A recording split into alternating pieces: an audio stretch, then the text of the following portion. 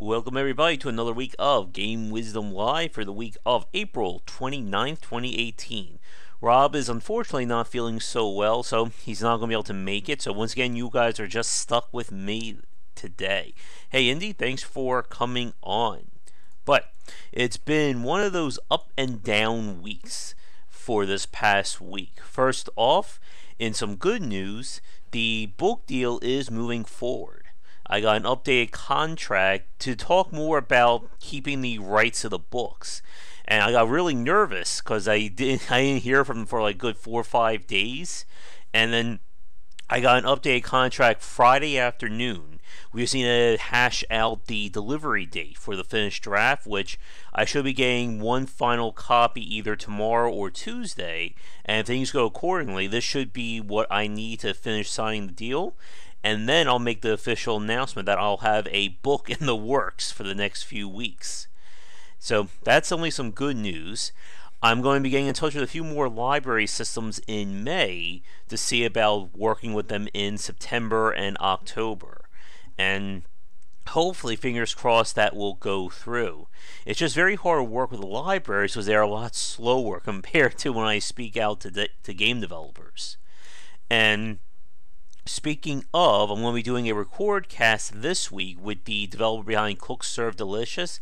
He didn't want to do it live, unfortunately, but that will go up in a few weeks.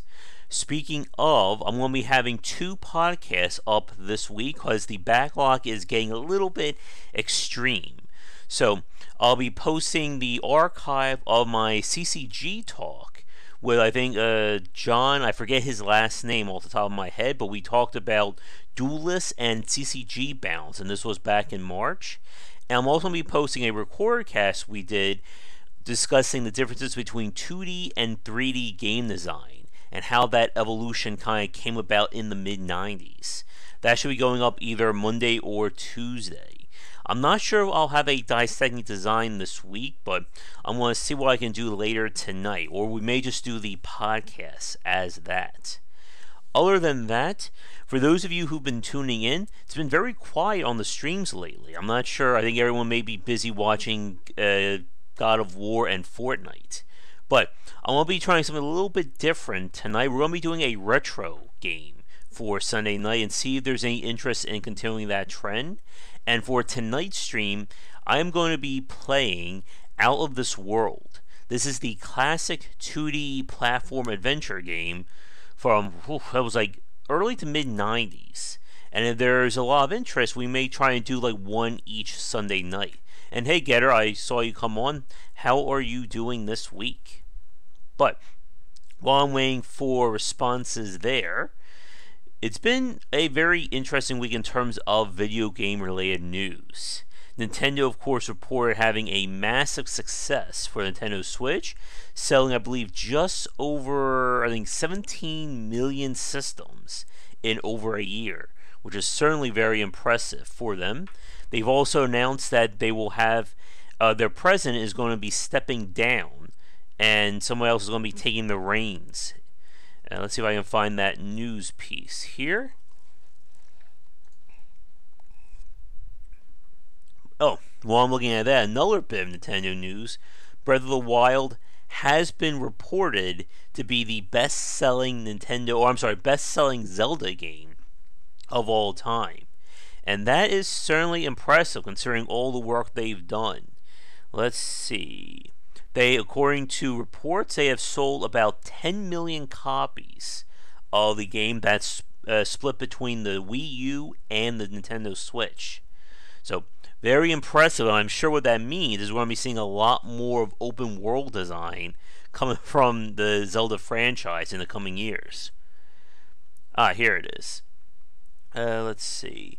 So, Tatsumi Kimishima is going to be retiring. He took over 3 years after Satoru Iwata, sadly, when he passed back in 2015. So, Shuntaro Fukuhara, which I'm pretty sure I just butchered his name there, is going to be taking over as head of Nintendo. And there's still no official word as to when that transition is going to happen. But Nintendo is certainly one of the more interesting companies when it comes to these kinds of transitions. Because as we've seen before, Nintendo is very secretive. They definitely hire from within, so it's always curious to see how their next head will kind of take over and shift things. The big famous one, whose name I always forget, who was the subject of the book Game Over, he was a notorious person in terms of being ruthless at negotiating. And he kind of framed Nintendo from their gaming inception, or video game inception, I think it was like 83, 84, to where when he left in the early thousands. But I think that's I forget his first name, Yamauchi. Earlier in 10, what would your plan be? I have no idea. Maybe make more amiibos there. Or create the fully robotic suit Labo. Which, of course, the Labo has been doing really well from what I've been seeing people talk about this past week. And it seems to be the next big it toy. Unfortunately, I don't think I'm going to be buying it because I'm sure I will break it. Let's see. Switching gears for a second. Before I forget, of course, you only have a few days left this month to support the Patreon. We had goals up for live plays of God of War and Rayman, which unfortunately it doesn't seem like they incited much interest. So I did place a new goal up to bring back kind of a special backers only video where I go behind the scenes, discussing a little bit more of the topics and discussions that went into the month's podcast. Kind of a behind the scenes or behind the wisdom thing. But I figure I'd make that an actual goal rather than a reward. And I'll hopefully make it more of an announcement about it when we announce the grab bag voting for this week coming up. But still trying to get more interest to it. Unfortunately, haven't had too much luck. I'm hoping if you guys have any suggestions, definitely let me know. But I'm going to attempt to do some multitasking here and clear up the spreadsheet while I'm talking. That way I'll post that link for the folks watching live. With that said, in terms of other game-related news, both Frostpunk and Battletech were released this week, and both of them are kind of putting my system to the test. So I'm going to see if I can get any kind of record footage going for them, but fingers crossed on that front. I think we're getting close to that point where I'll have no real choice but to begin upgrading my computer just to keep running things at a nominal rate. Getter mentioned, of course, City of Brass coming out this Friday, and definitely looking forward to that one. And I'm hoping to do some Let's Plays of it here on the channel, maybe even on the stream. Let's see. Slay the Spire, if you missed the announcement, just released their third and final class, and I believe the game is due out soon. I'm trying to look on their site now to see if there is any updates regarding that. Let's see. I'm not seeing anything right now, but with the third class introduced, it means that we are getting close to that release, and that will be another game I want to run along with Dead Cells. I saw also that the creator behind the original Diablo has released the game on early access this week. It Lurks Below, which is looking like it's going to be a combination of ARPG and Terraria of all games. I have no idea how that is going to work though.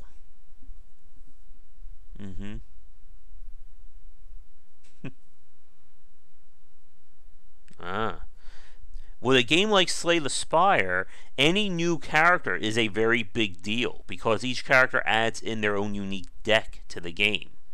And that requires, of course, a lot of work to it. And so far, I think I like the Silent and I like the Defect. But I'm curious to see how they're going to expand things further, because the game definitely feels like it could go the Binding of Isaac route of introducing more set elements to add to the procedural or the variance of each game.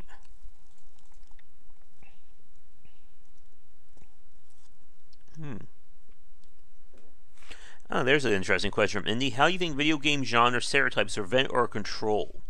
That's a tough part, or that's a tough question there. Because whenever we try to label a game via genre, it does bring specific connotations and preconceptions to the mix. If I say my game is a Souls-like, that will usually ping to a lot of people that we're expecting a very deep combat system. If I say it's a platformer, I expect very fine-tuned controls. So you have to be careful with what you introduce to the player or what you're describing your game as. It's why developers who say, oh, my game is a first-person XCOM procedurally generated 4X MMO, typically have trouble getting that game across to people. And we have seen very interesting games try and buck those trends, but it's very critical about how far you go.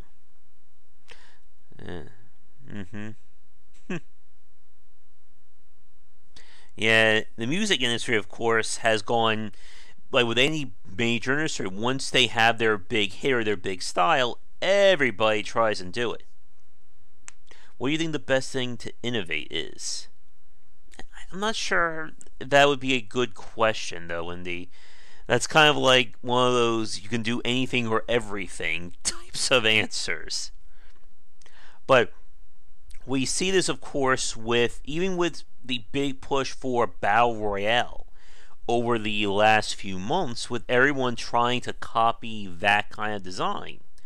But as we said before, there's a fine line between putting into a genre what works, what people come to expect, and just copying all the warts to it as well.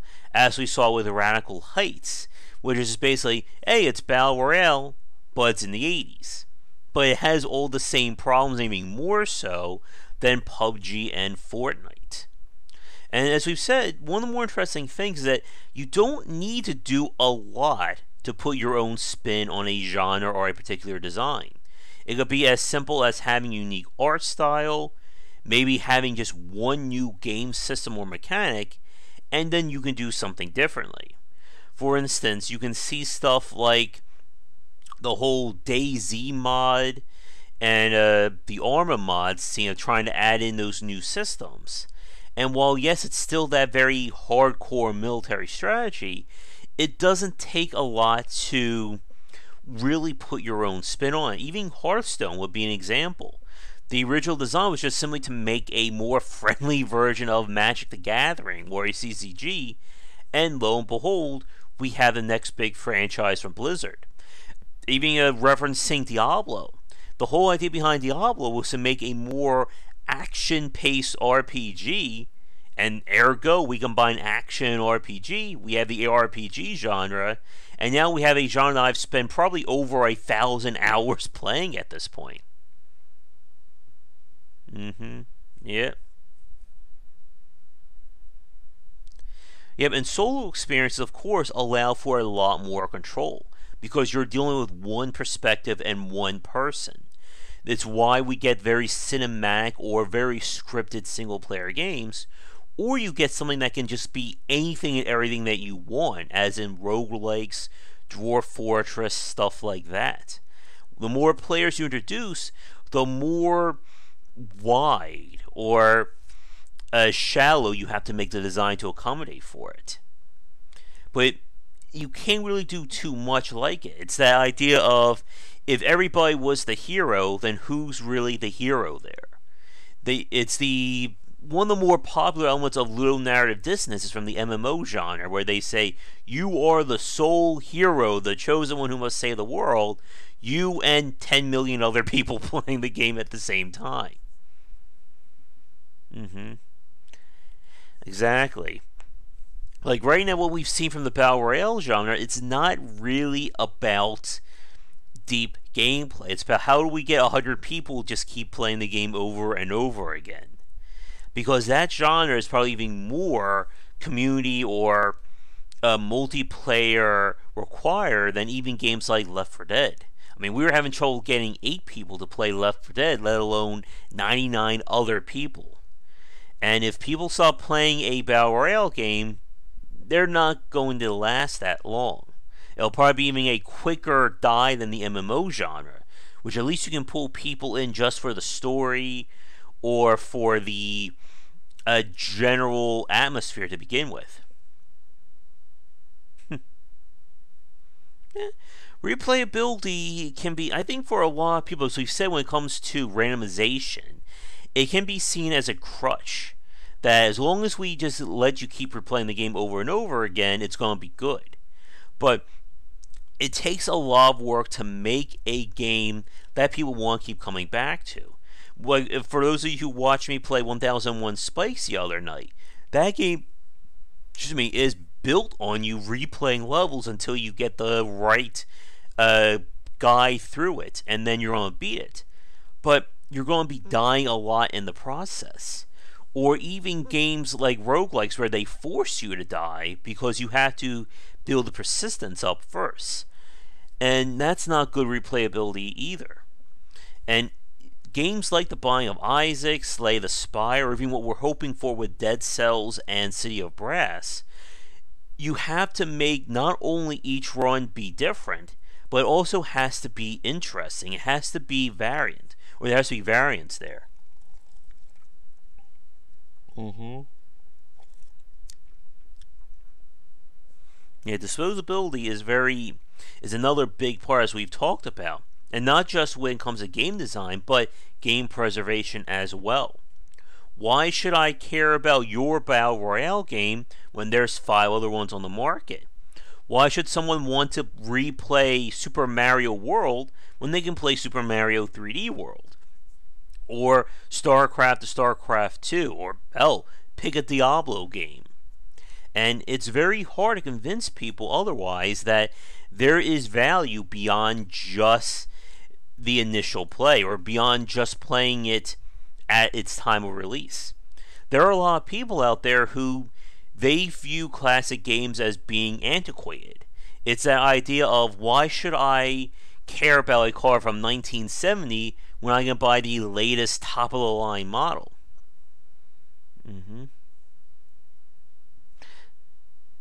Yep. And that's a big point. Everyone is rushing to Battle Royale right now, but who is there going to be interested in this in a year's time? How are they going to grow this so that people are going to keep coming back? Yes, you can introduce a new gun and a new map, but that's not really generating all that much variance. The hook is that they're basically hedging their bet on user-created content in the form of player versus player design. But if people don't stick around, or they're just going to go to the next thing and the next thing, there's not going to be a market there. I think the big question about Battle Royale, and I guess this is going to throw it to you folks watching live or recorded, is there really a genre? Or is it really just going to be the Fortnite game?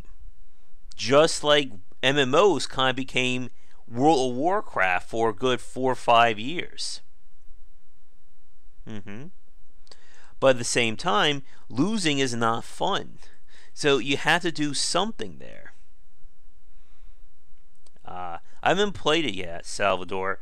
Unfortunately, it doesn't look like I'm going to be playing it in the near future, at least until it goes on sale. But as we've said on the Discord channel, which for those of you who are new, it is free at the basic level down below, is that losing is not really fun either. So losing's not fun, winning can be boring. So where is the medium there? I think it has to do with the journey. Am I having a legitimately different time each playthrough? It's why Spelunky, I think, held up so well, by the fact that it's so focused on the player's skill that by simply changing up the environment, it creates a brand new experience. Or something like The Binding of Isaac, where whatever items you get drastically change what your strategy is going to be. But self-assembling and repairing slot machines and loot boxes, I just saw that. Yet losing isn't fun if you're just slamming your head against the wall over and over again. But speaking of loot boxes, another big piece of news this last week with regards to them, which hopefully I can quickly find on Gamasutra. Here it is. The Belgian Gaming Committee has declared loot boxes illegal. And this is following the footsteps of the Dutch Gaming Commission. And let's see. Man, the loot boxes are going to be pulled from. Let's see. The commission has been investigating. So they have declared it illegal in Star Wars Battlefront 2, FIFA 2018, Overwatch, and Counter-Strike Global Offensive. And what they're basically saying is that they're demanding that those games remove any and all loot boxes from them, or they'll be hit with almost $1 million fine.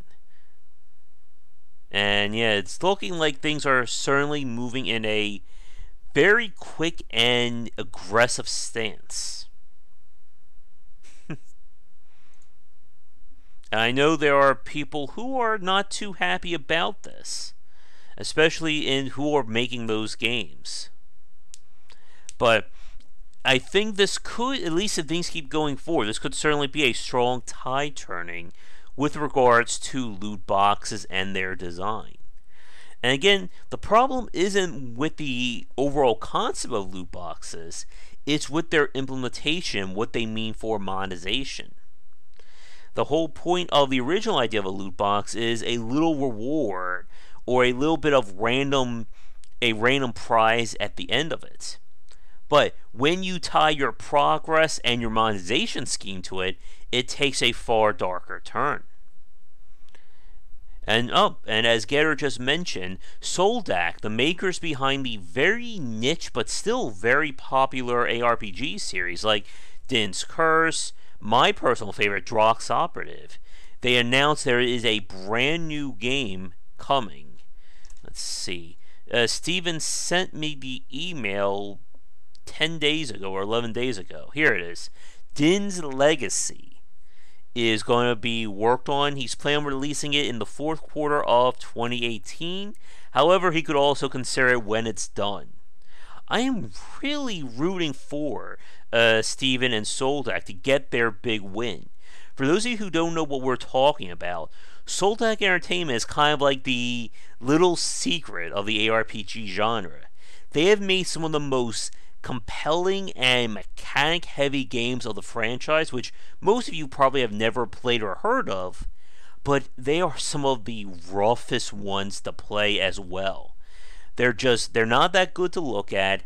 They're very backloaded in terms of their mechanics and systems, and they're those types of games similar to Dwarf Fortress where you will not, if you don't like them, there's just nothing in there for you. But if you can look past the warts, you will have hundreds of hours to play them, because they are built on extreme long-term replayability and variance. But they've just not had that much luck in breaking out to the mainstream, simply because it's kind of like if you put Din's Curse next to Diablo 3, it's like comparing a Shelby Cobra to a a Yugo from like the 80s.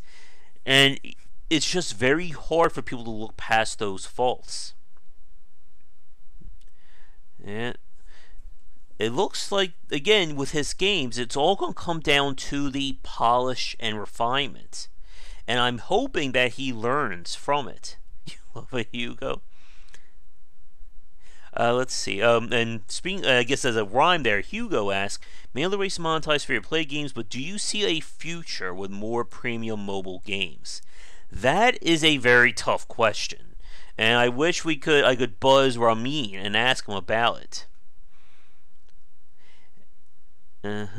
Oh, I won't comment on what Getter said, but just to keep things focused. For those of you who don't know, what Hugo's talking about, when we talk about premium mobile games, we are talking about those that aren't free to start.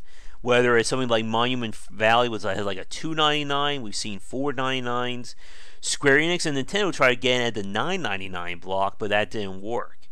And I don't know. I would like to say yes, but my gut is telling me no about that. And I do not think YouTube may be getting a little bit scared about monetization. They try to block indie saying freemium. I didn't know freemium was a dirty word. But with the premium side of things, it's the idea that once you buy the game, it's yours to keep.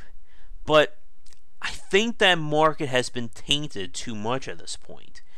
I think everyone expects these games to be free, and there's definitely that, as we said before with the idea of genres, there's that preconception that mobile is the, I guess, the dirty or the lesser. It's the, what's that term? The redhead stepchild when it comes to games. Like, you're not supposed to pay a lot of money for them. You're supposed to let the whales kind of fit the bill there, or front the bill. But I just don't know if there would be interest in doing that. Especially if you're trying to release a premium mobile game at the same time you're releasing it on the PC or another platform.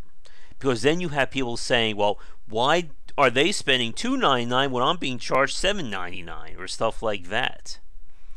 And speaking of which, I need to look something up very quickly here. Because I just played a game. I just want to see.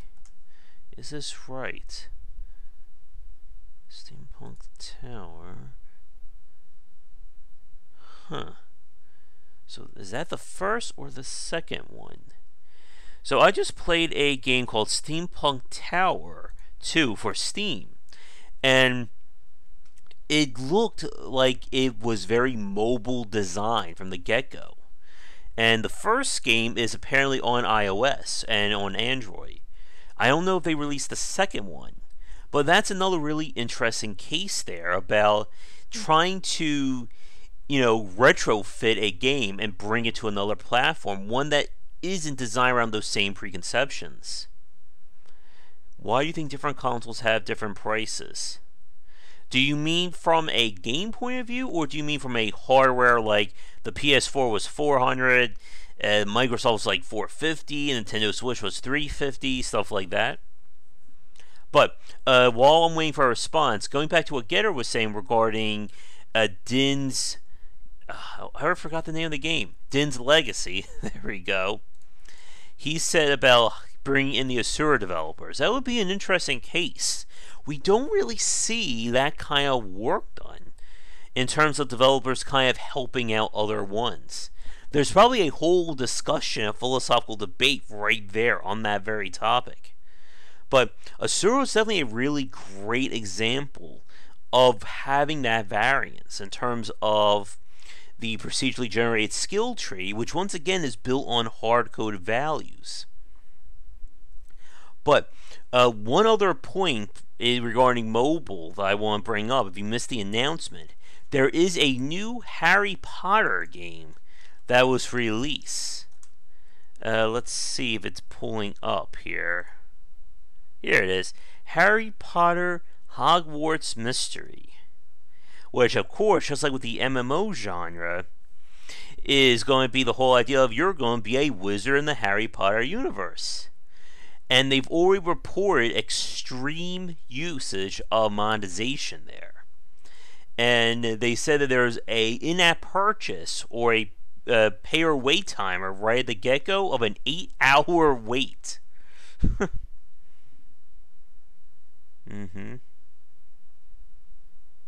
Yeah. From a game perspective, why do you think games have different prices? I guess it all depends on the market itself. Again, a Mario game, they're going to sell at $60. Nobody's going to bat an eye there.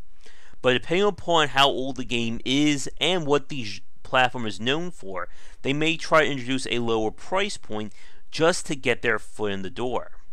And yeah, Salvador says, for a lot of companies, the hardware side is usually written off, or they're more concerned about getting market share rather than the console making that money. How do you think brand names like Harry Potter sell games? Well, that's always a big point. As we said before, publishers want brands. It's easier to sell someone a brand rather than a brand new game. Why do you think I just said that Mario games can sell for $60? Because people know the Mario name, they know what they expect from it. The downside of brands is that it does lock you into it. Like we said, you're never going to see an M-rated Mario game. Hey, Gordo, you'll probably never see an E-rated Gears of War, or heck, you'll never see a kid-friendly God of War game, because those brands don't coalesce like that. Once you've established a brand, it becomes locked in. And as we said even last week, with this idea of pushing different stories or even different political or special leanings, if they portray the initial idea of the brand, they're not going to be looked at as favorably.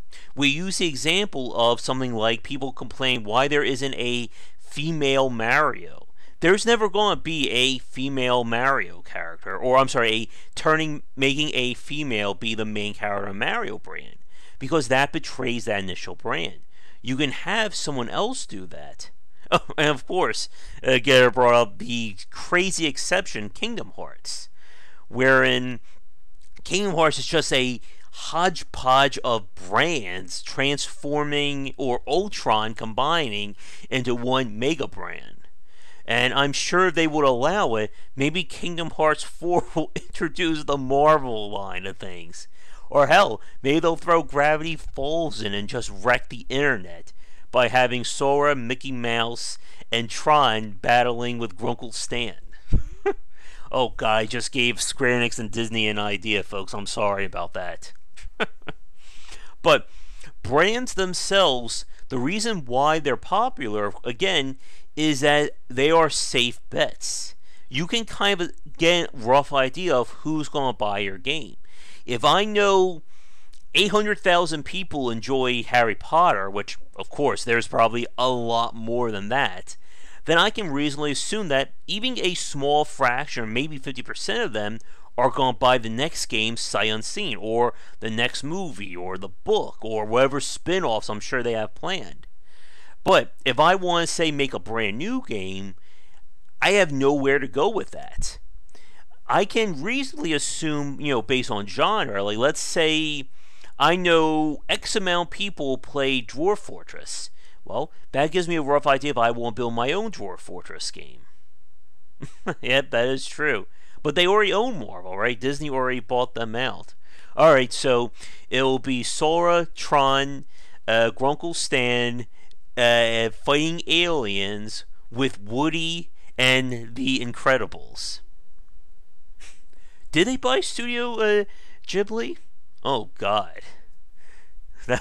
Someone was posting about a Studio Ghibli theme park that sounds both amazing and whimsical at the same time. But when it comes to brands, it's also why Call of Duty. Here's a big question for you folks. The announcement has been hinting that there will not be a single-player campaign in the upcoming Call of Duty game. Do you think that's going to have an impact on the sales? I don't know. I'm leaning towards no. Because I think Call of Duty as a franchise is more known for the multiplayer and, of course, the zombie mode rather than a single-player campaign. Exactly, El Gordo. Yep. Princess Peach was Super Princess Peach, but again, it wasn't called Super Mario Peach, or they use a different title to distinguish those brands. What I'm referring to is if they call, let's say, Super Mario Odyssey 2, and they feature a brand, they don't feature Mario as the main character. And again, you gotta be really careful when you've established those brands. Now, some brands are very polymorphous, or very gray in terms of that. Like, for instance, Oddworld. Oddworld can feature whatever character they want within the span of that universe. The same goes for something like Marvel. You can have a Marvel movie based off whoever you want within that brand. But when it comes to like the Mario universe, you have to be a little bit more specific, especially if you name it Mario.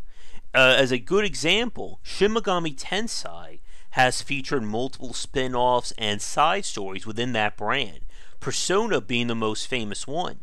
Persona, even despite the popularity of 4 and 5, isn't considered a main brand Shin Megami Tensei game. Even something like Shin Megami Tensei Strange Journey, or I forget the 3DS version, while those games are popular, whenever we think of the main series, we just think Shin Megami Tensei 3, 4, Nocturne being examples. So that's kind of a way of having your cake and eating it too. You can have a main branch game that adheres to this specific vision, but you can then also have something a little bit more interesting, a little bit more different, and just call it a different title. But it's still kind of under that umbrella. And of course, Nintendo is being very protective, or obviously they are protective of all their main characters like that. You're not going to see Nintendo just give a Nintendo character to another studio and say, here, make a game whatever you want. They are going to be watching that like a hawk or the Eye of Sauron to make sure that you're not betraying their brand. And again, different brands have different preconceptions like that. For instance, if we say with Bloodborne or Dark Souls, exactly, Salvador, they probably are a little bit more careful after those Philips games. But with Bloodborne, you're not going to see a Bloodborne or a Dark Souls game use the Fortnite graphics aesthetics, because that will betray that brand. And one thing we didn't say, of course, is that when we talk about branding, there are different aspects to it, and that goes into copyright law as well. That for some games, it could be the specific mechanics that could be part of that brand. It could be the aesthetics. It could be a specific character or story. For instance, with Diablo, it's very hard to trademark a story saying you're going to fight the devil. But if you say you're going to fight the Diablo in Tristram in the world of Sanctuary, that's a different story. Dark Souls. There we go. Goofy will be the... Praise Goofy will replace Praise the Sun in the next Dark Souls game. Again, we're giving Disney all these great ideas. I'm glad not too many people are watching this right now. Somebody's going to run off to Disney and let them know. Got something in my eye. It's definitely allergy season, folks. But, getting back to it. 1 second, I'm going to get off screen just for 1 second so I don't run my eye. Whew. But, branding is a very powerful element. And sadly, we in these souls, that'll be the sequel. And sadly, we don't see too many developers really push the boundaries outside, of course, of the independent space. And that's kind of been the big distinction. Indie developers tend to go for one-offs. And they don't really focus on franchises because they kind of get everything they want out of the first game. And it's very telling to see how developers go forward when in the independent space. I mean, right now we know that Darkest Dungeon, Red Hook Games, is working on the latest bit of DLC. But the question remains is this: what are they going to make next? And it sounds very simple, but it's anything but. You can say, of course, that they could just make Darkest Dungeon 2. Darkest Dungeon. God, Pluto. Fun fact, Pluto is the, what is that, the Roman version of Hades, if I remember. There's some mythology lesson for you folks. And as Indy just said, many independent developers tell the whole story in one game. So yes, with Darkest Dungeon, they could make a Darkest Dungeon 2. They could make a Darkest Dungeon Battle Royale game. Or a Darkest Dungeon dating visual novel, whatever you want.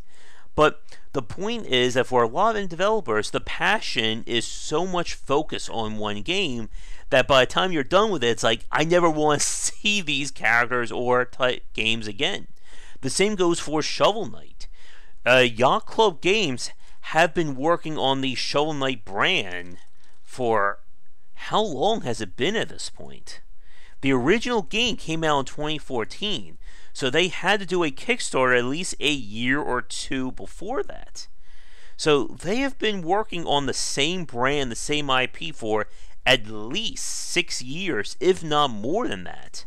So I'm just worrying, is Yacht Club going to never want to look at a shovel again after they finish all the DLC characters? And hey, Powerful, thanks for coming on for the discussion. Mickey Head. Shovel Knight Battle Royale. I think you may have just figured out their next April Fool's prank in the 100 shovels with loot boxes to buy even sparkler shovels. Let's see. What is happening with... let's see. Any news about King Knight? Later half of 2018. And they've already announced there will be new amiibos for Shovel Knight, which I have the Shovel Knight amiibo back there if you guys want to see it. But yeah, there'll be more amiibos for everyone to buy. Red Bolt's asking, do you think the industry needs more fun dogfighting games? I would say yes. I would say for any new or different genre than the big ones, I say go at it. We need more action-based CCG games. We need more platforming stealth puzzle games. That could get very dangerous, Salvador. Shovel Knight Labo. Build a shovel and then go out and just smack people with a cardboard shovel. There we go. I did hear of Overload. I think you probably linked me to that one, Getter. I don't know if I want to play that game, though. Descent made me nauseous. That was one of those games that gave me a headache when I played it back in the day along with the Virtual Boy. But for those of you who don't get seasick or suffer from dizziness like that, that does sound like it'll be a very interesting title. We need more city builders as well. That's my go-to example of genres we need more of. Let's see, is there an announcement? Oh yeah, it is on Steam, coming out. Oh, it's been on early access, and the full version May 31st.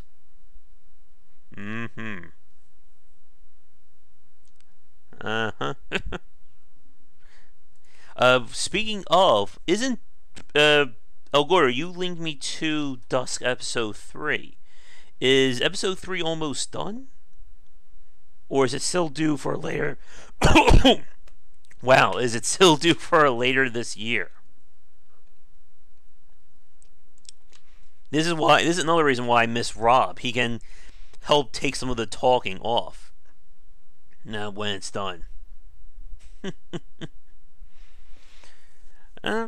What is that, like that famous example from Star Trek, the Kobayashi whatever it was called? Make it harder than normally in real life. Devil Daggers. I'm just looking at all the games that are popping up here.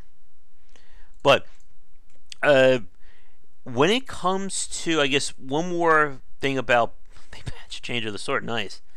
Oh, I'm looking at a video of Overload right now. I'm going to keep calling it Overlord here. Oh, man. Yeah, that is definitely Descent-like. Oh, man. I think the problem for me with those games is that if you allow for full rotation, that just makes me dizzy. That can make me nauseous easily. Descent, I know PO'd back in the day was another game that had that crazy, just complete 360 turn. Why are any developers obsessed with old-style 2D games? I think it's a number of reasons, Red. I think, one, it is easier to do 2D than 3D. It is infinitely easier to make a 2D game than it is a 3D one. That's actually the subject of the podcast that's going to be going up either Monday or Tuesday this week. But the other point is that it can serve as almost like a blank canvas to do more interesting designs. Stuff like, what was it? Not From Survivor. What was that name of that game? Lone Survivor. There we go. Just look that up. Or something like Celeste, or Iconicast, or Super Meat Boy, or anything like that. You can put your own unique spin on it very easily. Another point, as and he said, nostalgia can be a big factor as well in terms of the marketing. And as we've said before, there's a whole argument as to whether pixel art is good, is it cheap, is a legitimate art form. I like to think it is an art form. I think really good pixel art definitely stands up. Whether it's stuff like Owlboy, Hotline Miami, or even something like what we saw with Naruto Boy. Vector graphics. Let's see. Well, not really, Indy. I wouldn't agree with that. If 3D games are limited to only look like the real world, we can see 3D games have a unique aesthetic and theme to them. Even something that's exaggerated, like Overwatch, Fortnite. So many examples. Even Mario would be a good example of 3D. But as we've said before, if it's infinitely more difficult to do 3D versus 2D, you can add another more times to that when you want to throw a unique aesthetic on top of doing a 3D camera and engine. I love the Paper Mario series. That's another good point. Fez being a good one. Maybe I should do I don't know, would that be a Dissecting Design or a game of ill repute for Fez at this point? Well, again, realistic, like Call of Duty, that would, in my mind, Call of Duty, Battlefield, even something like Uncharted or Tomb Raider would definitely be more on the realistic side. Barrier point. Yeah. But we need... Oh, I'm sorry, Robotech. My brain just went to Battletech. I saw the word tech there. What we need are giant mechs. I believe they will fix everything, right? And I think with pixel art, again, it's very easy to do, I think, quote-unquote, bad pixel art. Like, we've seen games that are just... It looks like, again, like an old-school game, but there's nothing that separates it. But it's just a very, I think, narrow window between good and bad pixel art. Fish being an idiot is another topic. Skinny likes the game.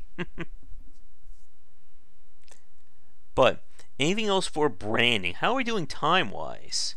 Jeez, you guys get me on a topic and then I just talk for like 2 hours on one topic like it's nothing. What was the other thing I wanted to bring up? Actually, I need to make sure. I need to download Out of This World when I'm done here. But I guess one other topic that I wanted to talk about, because we brought this up on chat last night and being in Discord, is, and this actually goes back to what I was saying earlier with difficulty in games. Oh yeah, the Switch got hacked. That's another 30 minutes right there. Maybe I can play GameCube games on it now. And the fun part is that it's been revealed that the only way to fix the hack is they have to actually they can't do its software. It has to be fixed at the hardware level. So I guess Nintendo's going to be sending everyone out a free Switch, right? Uh-oh. Wait a minute. Oh, that's right. I was just thinking for tonight that Out of This World is not called Out of This World. It's called Another World in the European version. And that's true as well, Red. Want to make 3D games infinitely more difficult? Add multiplayer. And if you want to make it even more complicated, have it be a server side as well. Yeah, and again, we see, as Indy said, that exactly, Getter, as well. Multiplayer just takes a weekend to work. Or yet a weeknight. Or just one day. That's all it takes. Saturday or Sunday to do it. But we see when he's talking about from the mobile side, with people just copying PUBG, Cuphead, pick a big name game and there's probably a copy of it on there. Speaking of, that's actually a good segue into the hot news segment here for the stream. I'm going to look up crazy games that are coming out in the next week and see just where the horror lies. Okay, there's a game called Trash Story. What? Okay, it's a short story about trouble and black humor. Okay, I'm sure that'll be interesting.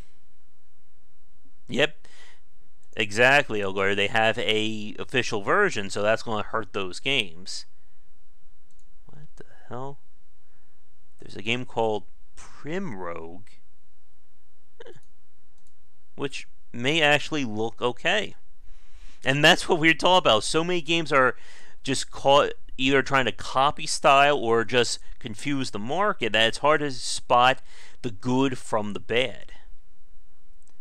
Let's see. Here we go, folks. Let's see what we got. Snakescape Plus. Dynamite Bunny. What the heck?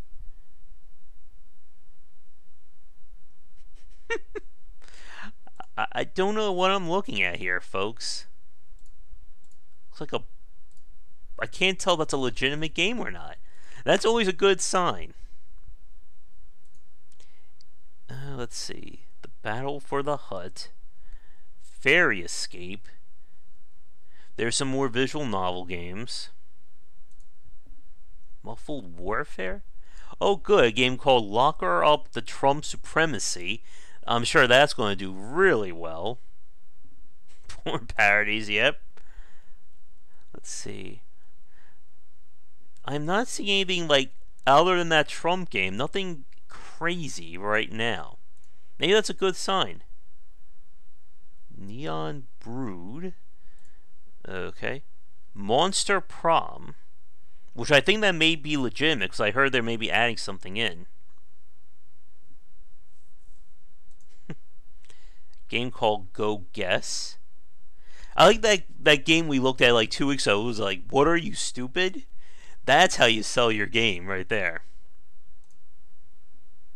Let's see. Paladins, obviously that's legitimate. Oh. Wait a minute. Something's not right. Are we going backwards? Really? Ah, I see the problem. I think I clicked on the wrong thing. 1 second. Oh, that's what happened. They switched the live and the upcoming on the site. You could do worse. The game of the future. Oh, I heard about that game, The Swords of Ditto, that people seem to be really excited about. I plan for a press key, but I don't know if I'm going to get it. Alright, here we go. Now we can look at the crazy games. Hungry Piggy vs. Chicken. Boom Maze. What the hell? I don't even know what this is. It's a game called... It's a Japanese game that's been translated as In the World and You and Me, The Forgets Legend. What? I don't know if that is required. That is the actual thing, or is that just the English translation? I think it may be the English there. Let's see. A game called Just Barely. Other than the standard visual novel games, I'm not seeing anything outright crazy. Huh. Wait. Fabulous Angela's Wedding Disaster. I guess we're... Angela? Or are we stopping the wedding? What the... Wait, it's the 4th season of a story? I missed 3 through 1. How will I ever catch up? Oh, God. There we go. There's our new Let's Play right there. What? There's a game where you have to clean a giant foot. I'm not kidding there. Ashi Wash? Alright, one more, and then we'll get back to some actual discussions. Okay, here we go. Don't Bite Me, Bro. That one is coming out soon. It's a co-op game where you have to fight zombies? Okay, why not? Alright, after that brief interlude, let's get back to it here. It's almost at the hour, so we can wrap things up in a few minutes. But here's the other topic that I wanted to talk about. And that has to do with the difficulty of video games. As we were talking about in Discord, I don't know, I think that may be more of a masochistic point there, Oscar. But as we were talking about in the Discord channel, there's definitely that push and pull between how to make difficulty appealing. And it can be very challenging to make a game, laughs you don't cry, exactly.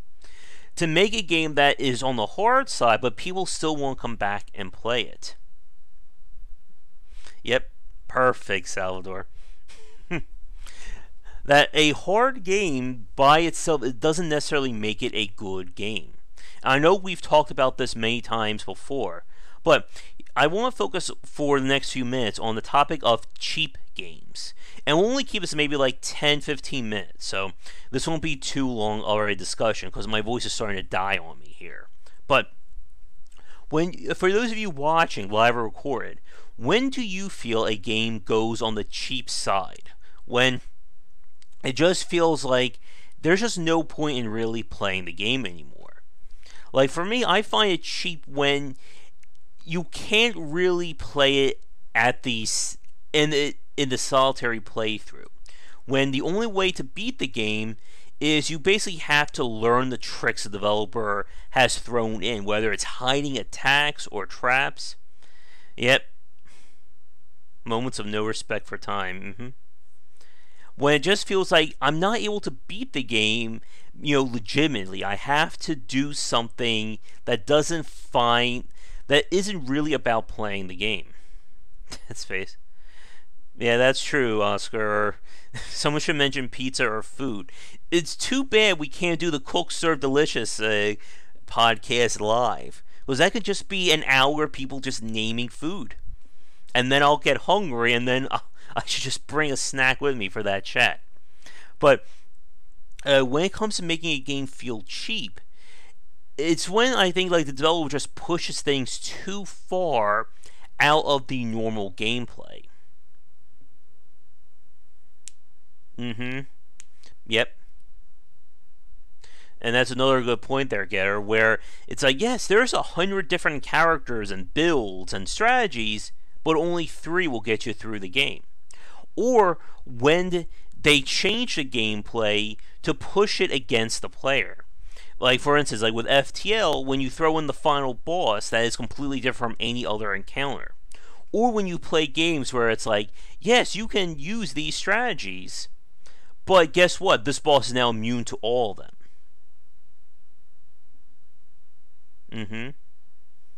Like, if it's not something you can react to, like in the old Square where you could have, let's say, one specific tile is a death trap, but it looks like every other tile, and there's no way for you to know it until you step on it.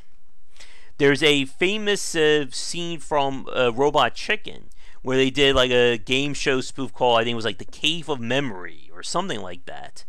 And that's a good example of that kind of design. Well, random movement, it depends on whether it's been planned or not. As in, like, if I know this platform's going to be moving at random fields, I can sort of accommodate for it. But if it's something like a Kaizo game where, like the platform's here, and then when you jump on it, it immediately goes over there, so you die, that's another bit of a cheese.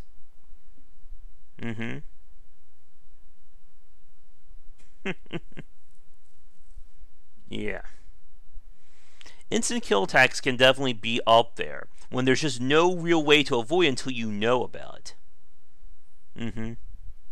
Yeah, Logan Leo will be a good example of fighting against those arcade cheapness. And thank you, Jan. I'm I think I just butchered part of that. I'm sorry about that. Oh yeah, gotcha games. Yeah, I think we did several videos about gotcha design. Power creep. I don't know if I would consider that cheap or I would just consider that bad design, Hugo. Unless you're talking about like from the enemy side, where it's like if the normal enemies are like at this level, then you get to the end of the level, the boss is up here. Kinjamunji. Is the cake a lie there? Mm-hmm. Yeah. RNG, again, that's another 2 hours right there, King, about what RNG can mean to a game. Because the point of RNG is that it's random. I mean, those of you who watch me play Darkest Dungeon, you know that I have missed like 80 to 85% guarantee hits. El Gordo, you were watching me play Dead by Vinland, where I missed a 90% shot with that Archer character. I missed a 95% chance to hit in XCOM. And I think the point about RNG is that can you mitigate the risks? Exactly, right there. Like, we've said this before, but good RNG design games allow the player to tilt the scales in their favor. Whether it's an XCOM where, if that 80% shot misses, do I have a backup plan? Can I throw a stun grenade? I mean, if you've watched anyone play like high-level XCOM, whether it's XCOM Enemy Unknown or XCOM 2, you've seen players will hedge their bet by throwing in a stun or a flashbang. So that way I can run all my units into the field, get those hits, and even if they miss, the enemy can't do anything about it. Because even if I do miss, they'll be blind, have like a 90% accuracy fail for their next turn. Yep. And risk mitigation is in the options. It's not about percentage. And you have to be careful about that, because we've said this before, and I'll get to your point in a second, Indy, that if I have a skill that, let's say, gives me plus 10% attack rate, that's not really hedging my bet. Because how do I know that's really doing something? How will a 60% chance to hit versus a 70% chance to hit actually matter? You could do something like games where, let's say you have, a perfect example, we're now in Explorers, where certain skills translate to a higher percent chance. In that case, I'm hedging my bet by saying, this character is going to upgrade Forestry. This character is going to upgrade Athletics. So in that way, yes, I am hedging my bet percentage-wise, but I am looking at it from a mechanic standpoint. Or having gear that says, gives plus athletic risks, plus firefighting risk. You get the point there. Oh, we got a lot of people talking now, so I actually have to keep up. Getting back to what... okay, going to Indy's point. When does a game feel like it's too easy? That can be very tough. We've talked about this before, like for instance, the Lego games from Traveler's Tale, or TT games are called now, I'm sorry. Those games for me, they feel too easy. It just feels like I'm doing the same thing from beginning to end. I need to take a drink. You guys are running me ragged today, folks. Those games, there's just no mechanic growth. I talk about this with level design, where if I'm just repeating the same thing over and over again, what's the point of playing? If it's 500 levels of the same exact challenge, it's just going to get too easy there. And let me see. Let me get back up here. And the point El Gordo made about loot rascals, that was another big example when RNG went too far, because there was no mitigation there. It all came down to, do I get good gear? I win. Do I not get good gear? Wow. Do I not get good gear? I lose.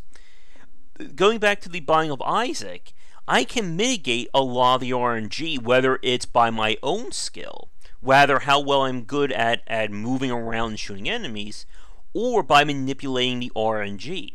If you've watched anyone play high-level Binding of Isaac, you know about using the sacrifice room, the blood donation, even using items that can re-roll an item or shuffle a floor. You can do that to compensate for bad RNG. But the option is there.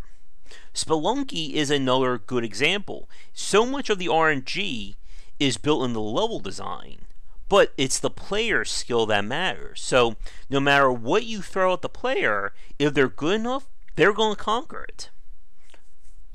Now, let me see. Other points here.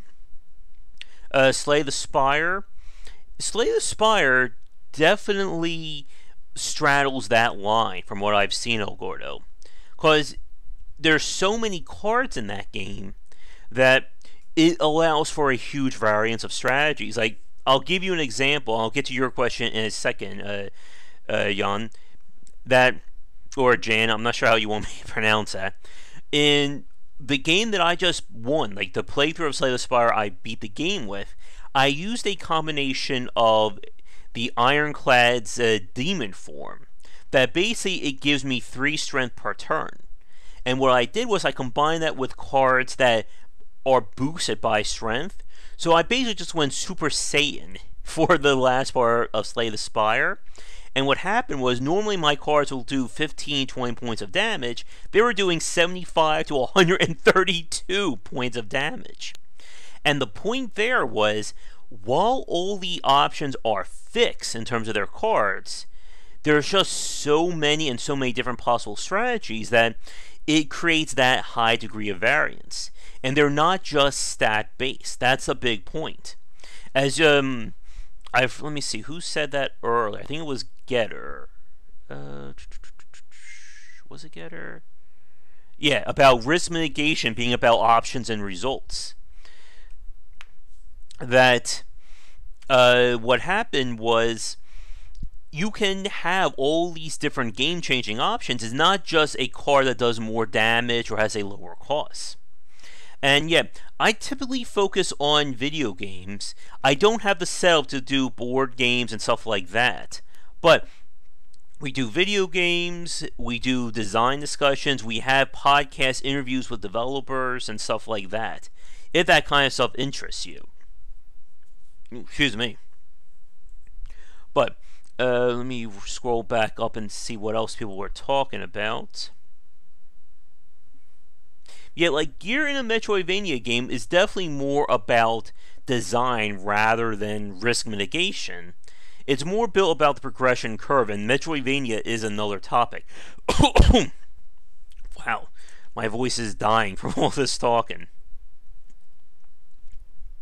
I need Rob here right now to be talking here.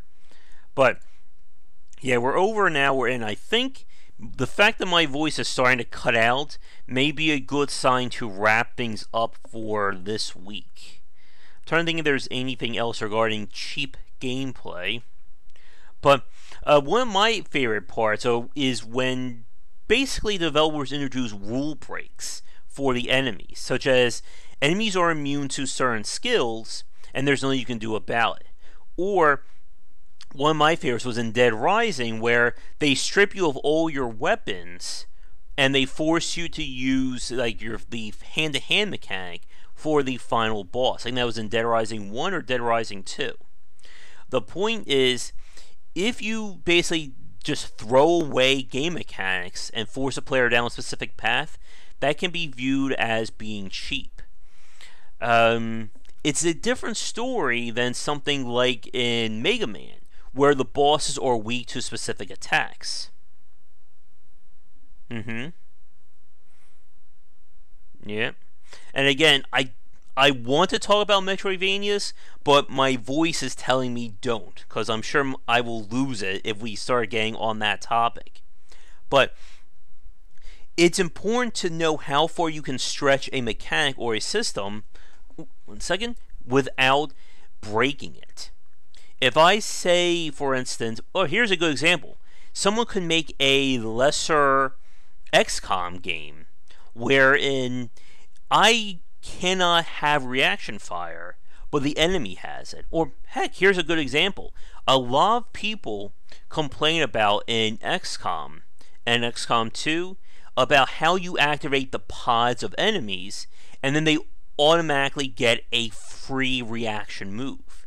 They felt that that was being too cheap, because it essentially is a rule that exists solely for the AI, not for the player. If I trigger a pod, I don't get a free move. I'm just going to be stuck right in position. And they have points about that. It's why a lot of people are excited about Phoenix Point, which I am crossing my fingers and knocking on as many wooden objects as I can that game turns out to be amazing, because I want to play the hell out of it. Yep, and as Garrett says, the why is very important. Why does something work? Why can someone make use of it? I know, I gotta be careful there. And if you don't understand that, it goes back to what we said before of many mobile games that feel like they're just copying from someone else without understanding why those elements work. Let's see, the why mechanics, anything else? Yep. And if you're just copying things outright or just removing them without understanding what the implications are, Fog of War, you can't see, but the enemy does. Yet, we see a lot of these design considerations in strategy games, because obviously the AI can't play the game at that same level.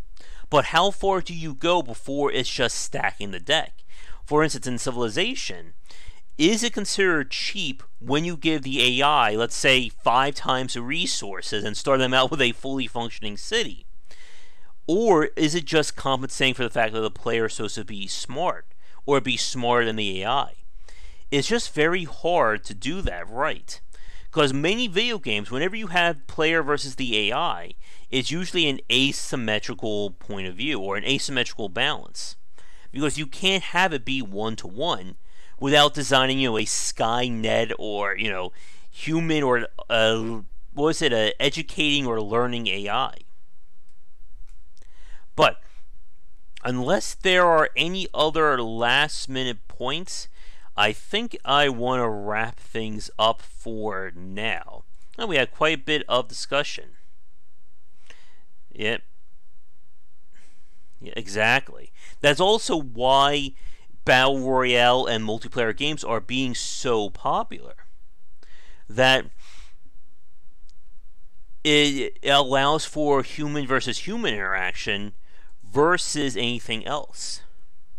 How am I doing in terms of trying to see how things are looking here? It's always weird watching me on that delay to see how the screen or how the stream is looking. Like Metal Gear Solid, perfect dark spots. Yeah, that's an interesting one. But a lot of good points there. Like Psycho Mantis, like the bosses of Metal Gear are one of those very rare exceptions.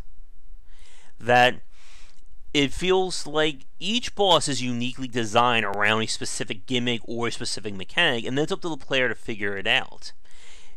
That feels fair, because you're still dealing with the same basic rules. It's just saying, I can do X, can you compensate? And in many ways, you're not really limiting the player's options. You can have little tricks and stuff that can get around that. But you have to be careful there, because it can go too far. Such as a game where, like, let's say you're fighting a humanoid enemy, and he can take 500 shots to the head, and he doesn't die. But again, it's a very thin line you have to walk when it comes to these unique systems. If you make it too unique, you can break the design. If you make it too generic or too general, then it just feels like I'm fighting the same enemy over and over again. Let's see. Music changes the feel. Music changes the feel of anything. TV, movie, anything like that, anything that you're watching visually. Hell, you can even have music change the mood if you're reading a book. A contact of mine who does music, he showed me the example of it was putting in the Halo main theme to a scene in Star Wars, and how much they sync up really well. And some music works like that. But we've talked about this before with many examples, such as with Doom. Doom would be a different game if it used, like that creepy, mysterious music like Outlast or Five Nights, rather than, the heavy death metal. Or using music to pump people up or dial things down. I like the King's Bounty series myself. We're playing Tower of Time, which is similar in terms of that map structure. But yeah, good music, that's another topic altogether. And while nobody has mentioned food yet, I am starting to get hungry myself, so I think I will have to wrap things up in the next few minutes. Getting some buffering here. I'm going to do a quick check of my internet when this is done, because I want to see how things are working. There we go, Indy, thank you. Yep, that's a good point there as well, King. That's